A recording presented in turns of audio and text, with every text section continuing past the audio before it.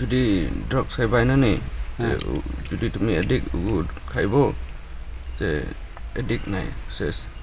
সিলেটের গোয়াইনঘাট উপজেলায় সীমান্ত অতিক্রম করে বাংলাদেশে অনুপ্রবেশের অভিযোগে এক ভারতীয় নাগরিককে আটক করেছে বর্ডার গার্ড বাংলাদেশ। রবিবার রাত 11টার দিকে উপজেলার জাফলংয়ের নতুন সংগ্রামপুঞ্জি নামক এলাকা থেকে তাকে আটক করা হয়। আটককৃত ওই ভারতীয় নাগরিক ভারতের শিলংয়ের পানিয়াশাল থানার লাপালং গ্রামের জুবেন শুটিংয়ের ছেলে ডাব্বল্লাং।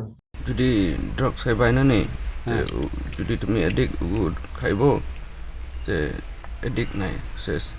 বিজিবি সূত্রে জানা যায়, রবিবার রাতে সিলেট ব্যাটালিয়নের অধীনস্থ সংগ্রাম বিওপির দায়িত্বপূর্ণ এলাকা সীমান্ত পিলার 1272-6S হতে আনুমানিক 500 গজ বাংলাদেশের অভ্যন্তরে নতুন সংগ্রামপুঞ্জি নামক স্থানে ভারত থেকে বাংলাদেশে অনুপ্রবেশের চেষ্টা করে ডাব্বল্লাং। এ সময় স্থানীয় জনসাধারণের সহায়তায় বিওপির টহল দল তাকে আটক করে।